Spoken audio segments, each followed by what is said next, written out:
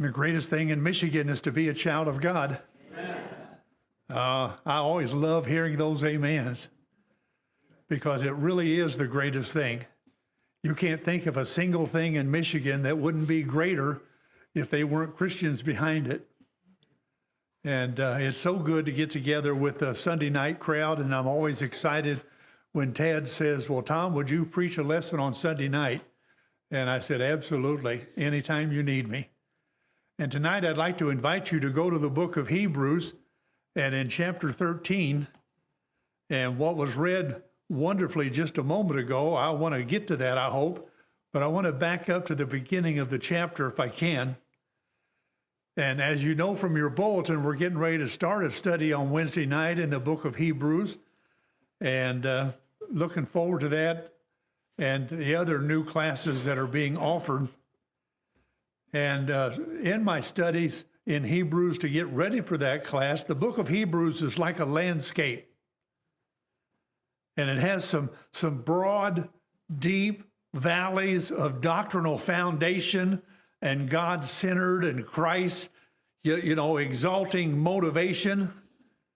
But also when you're reading in Hebrews, there are some sharp peaks of practical exhortation and living demonstrations. And another way to say it, the writer is teaching us about God and what he has done to secure the very precious and very great promises for our future. And then he tells us the kind of behavior that grows up from the faith that you and I have in the promises that we learn. You see, when we look at the promises of God, our faith is developed. God promises this for you and for me, and we believe it, and our faith grows. And so we walk around with greater faith because of the promises that we learn. And so the book of Hebrews is really kind of radical in some ways because of the faith that it develops, but it's practically calling us to make some really faith choices in our life. And he's wanting us to act upon the faith that we have and increase our faith by doing some risk-taking love of other people. And it's interesting, we're doing all of that based upon the promises that God is going to be all that we need to run the race for all his glory. Now, that's a mouthful, so let's back it up. Most of us are aware of the passage in Hebrews 10, but I want to go past the part we always know for a moment and look at verse 34 in chapter 10.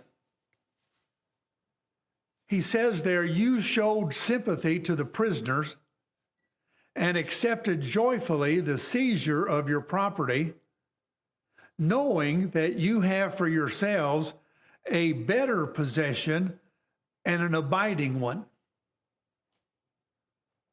Well, I always have to take a passage and stop and think for a moment. He's saying, in other words, in this valley of truth in Hebrews concerning the infinite value of our better and eternal possession, it gives rise to the peak of love that rises above to where I'm even able to risk the loss of property for the sake of prison visitation. And I'll do it joyfully because of what I know. Now, that seems absolutely outrageous. That anybody could make that choice then or now. But wait a minute. Let's look at another one of those valleys for a moment. In Hebrews chapter 12, beginning in verse 4,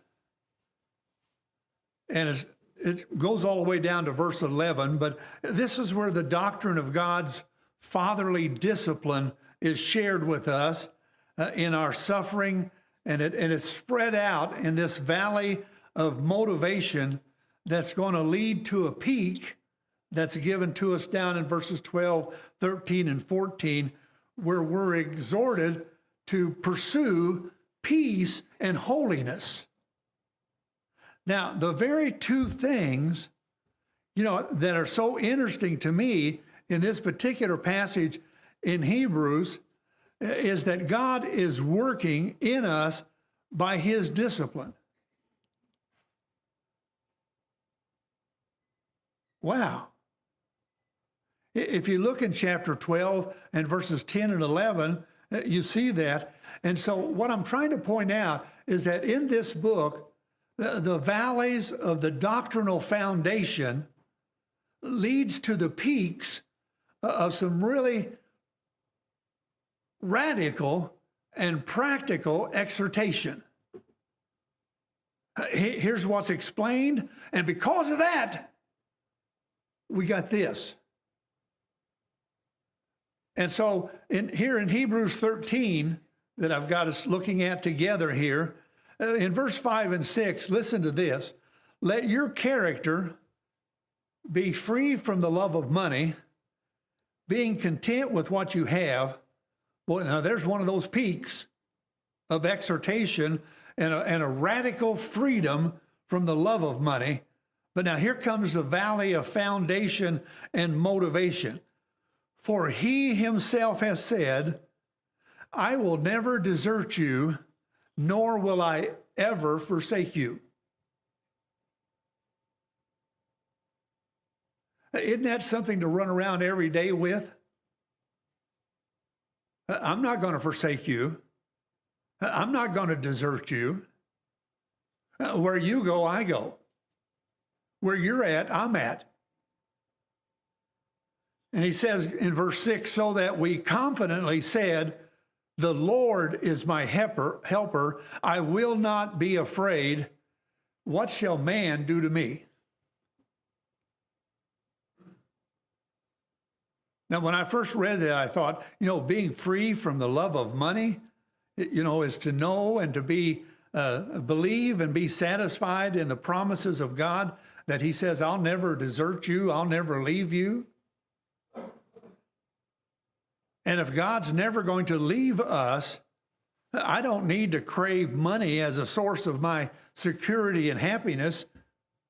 It's just something to use. God's going to be there for me. He's going to meet our needs. And he doesn't promise anyone wealth. He doesn't even promise freedom from financial stress. He just promises you and me that he'll be there. I will never desert you or forsake you.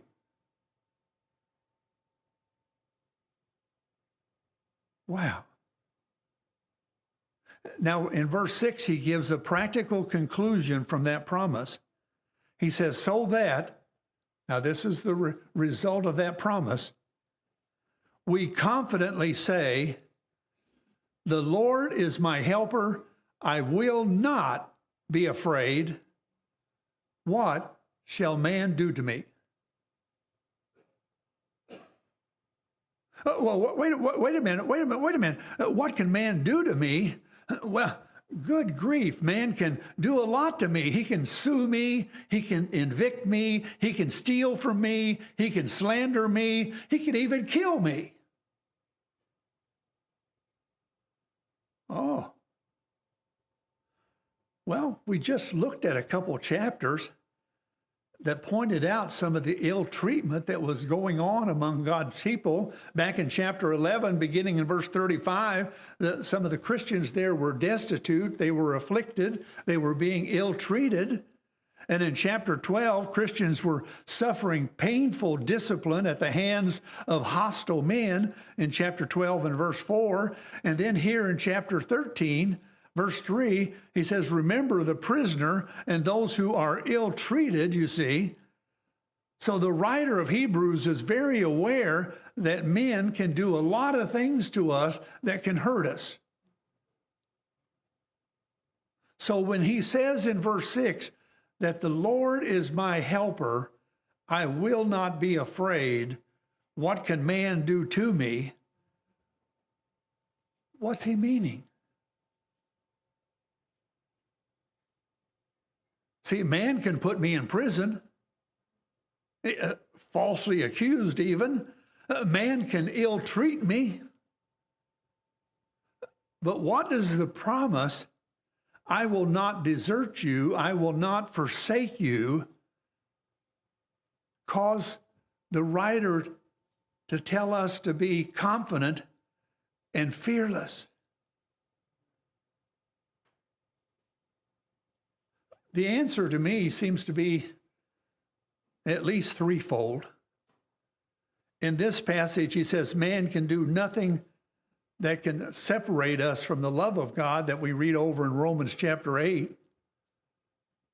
And I love the chapter that says, who can separate us from the love of God? You know, what's going to come up in my life and yours that's going to separate us from the love of God? Tribulation, distress, persecution, famine, nakedness, peril, or sword. In all these things, we're more than conquerors. No matter what comes our way. And man can do nothing that God does not design for our holiness and our peace. We learned that earlier in Hebrews chapter 10, verses 9 and 10. And also in chapter 10 and verse 34, man can do anything to us that by faith does not lead to everlasting joy with God. I don't know about you, but I don't think about heaven enough. You know what's laid out for us? What's promised for us? What's being prepared for us?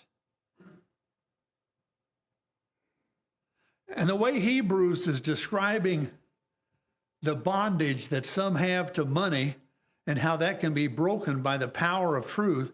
I mean, we can be freed from the love of money by coming to see and believe that the promises of money can't compare with the promises of God. See, we can come to see that not only because of what God promises is superior, but also because of the teaching behind that promises that gives us credibility and power, like the death of Christ for the sinner like me, that can give me confidence that God can treat me with such grace without being naive or unjust. That he points out other places in the book of Hebrews, like chapter 2 and verse 9, and chapter 9 and verse 26, and chapter 10 and verse 14. Everybody in this room knows that I get excited over our small groups. I just love them. I enjoy being part of one. I've enjoyed in the past of leading those, and I really enjoy the men and women who lead them here at Waterford today. And you know, in a way, the book of Hebrews motivates me because of our small groups. And I want to bring the connection here because I want to use the promise of freedom from the love of money for an example here. How can we say that we get free from the love of money? And how can we, love each other, that verse 1 here in 13 points out, or to show hospitality to strangers like verse 2 points out, or care for those prisoners or those who are wounded in verse 3, or shun adultery and fornication in verse 4. The way we do it is by trusting in the promises of God, who said, I'll never leave you and I'll never forsake you.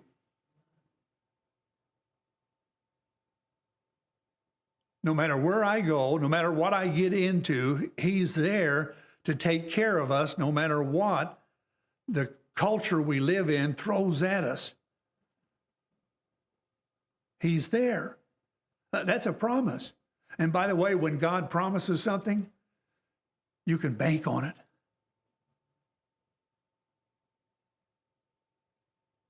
But what would be missing from this simple strategy that we're looking at here, and my love for small groups, is that when you get with a group of Christ-following people, they help you stay connected with the promises and the power of God. I've never met anybody who said, I have all the Christian friends I need. I need more. I hope you do too. But, trusting in God's promises in verse 5 is the key, for example, to being free from the love of money and being liberated from selfishness and to love each other and strangers and to keep ourselves pure. Trusting in the promises is the key. But being satisfied with all that God promises to be for us in Jesus and the power that he gives us to break through these sexual and these love of money and make us indifferent, keep us from being indifferent to other people's suffering and the fear of strangers. The reality is that we're constantly being tempted not to see the preciousness of the promises of God. We tend to drift away from them. And that's why this book of Hebrews was written, and it's why this book, more than any other, probably in the New Testament, urges us toward the kind of small groups that we have, because it's there that us and other Christians can remind each other and exhort each other about how great the promises of God are. Let me show you where I think Hebrews makes the connection between us and the promises of God. One place is in Hebrews chapter 3. Hebrews chapter 3.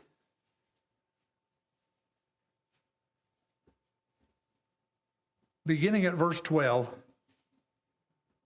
he says, "Take care, brethren, lest there should be in any one of you an evil, unbelieving heart in falling away from the living God.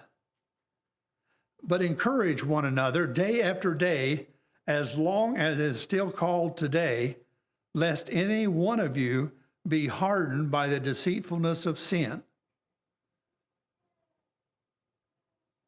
In other words, yes, it is the promises of God.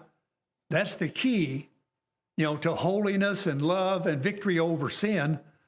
But we need people in our lives who encourage us day after day.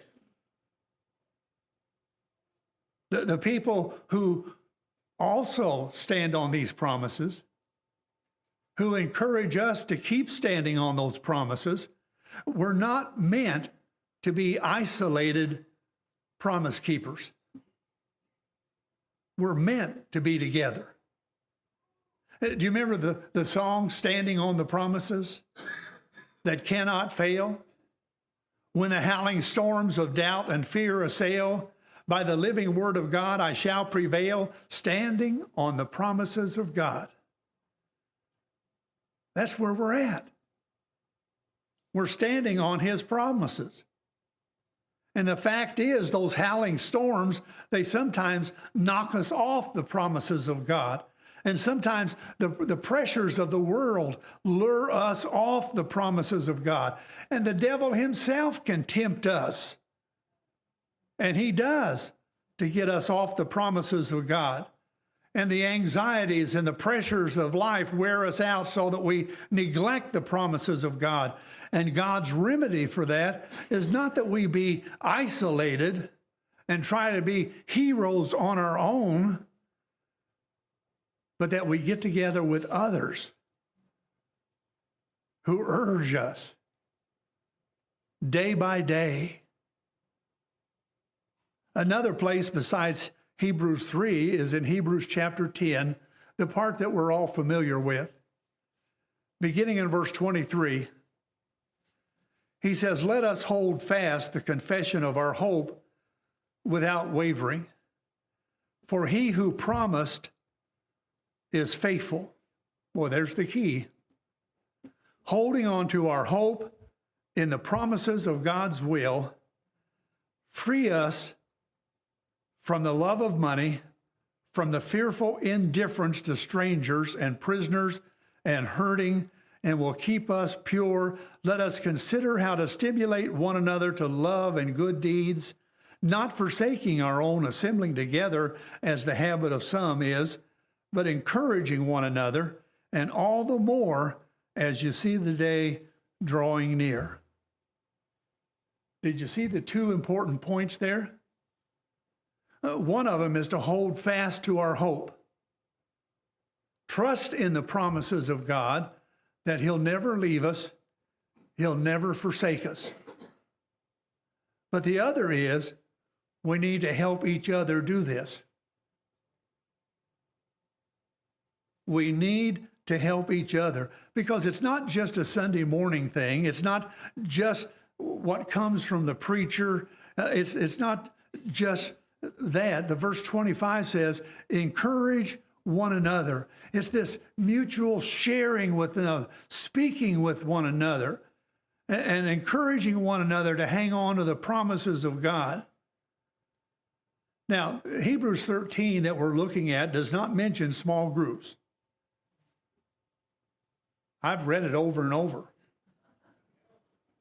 It doesn't. But I'll tell you what it does do. It shows the dynamics of how ministry happens in a small group. Because if you notice, some of the nitty-gritty areas that are pointed out. Verse 1, love for each other. Verse 2, hospitality to strangers, people who need an additional group of Christian friends. Verse 3, compassion for prisoners and ill-treated. That's anybody who's hit a really hard time in their path of obedience. Verse 4, faithfulness in marriage, no adultery. Chastity outside of marriage, no fornication. Verse 5, freedom from the love of money. I mean, this is the stuff that small group life is all about. We get together, we eat together, we fellowship together, we talk about God's word together, we come up with different subjects and go off and share with one another. I want you to imagine a couple conversations with me. Pretend you're in a small group like one that I read about, where somebody in that small group was ill and in the hospital.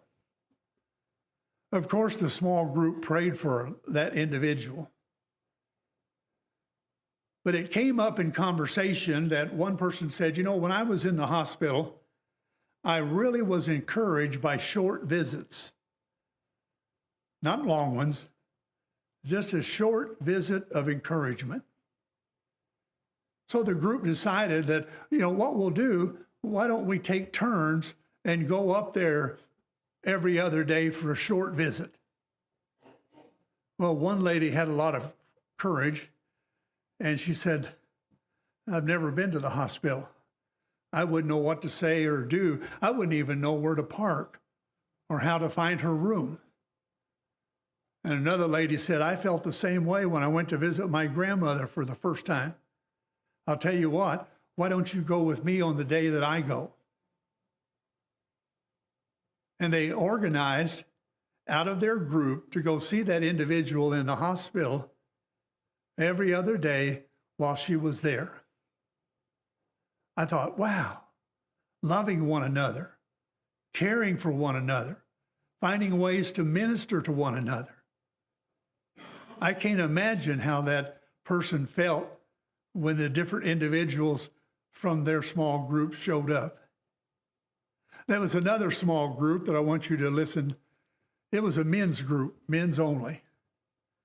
And there was a young man in that group who was single, and he asked the others in the group, how do you fight sexual temptation?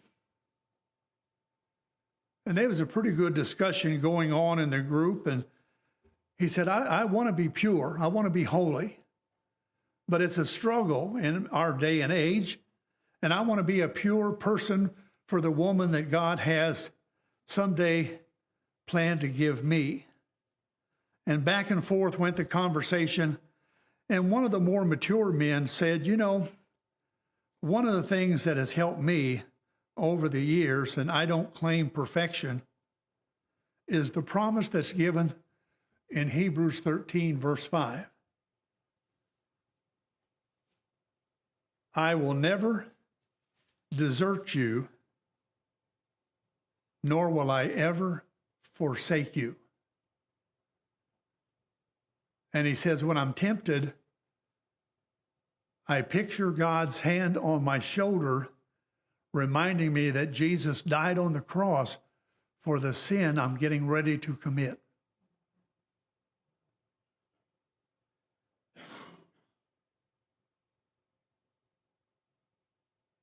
Wow. Often in our groups, we need to pray that we really believe and hold on to the promises of God. We need each other. And I urge you that if you're not in a small group, that you make plans to be in part of one in the new year. You know, it might cause you to know some new Christians.